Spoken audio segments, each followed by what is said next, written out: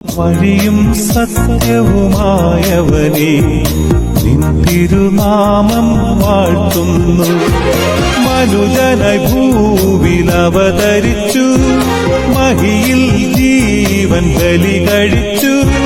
തിരുനിണവും ദിവ്യഭോജ്യവുമായി ഈ ഉലകത്തിൻ ജീവനായി വഴിയും സത്യവുമായവനെ നിൻ തിരുനാമം വാഴ്ത്തുന്നു.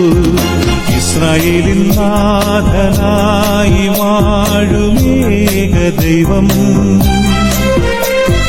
സത്യജീവമാർഗമാണു ദൈവം.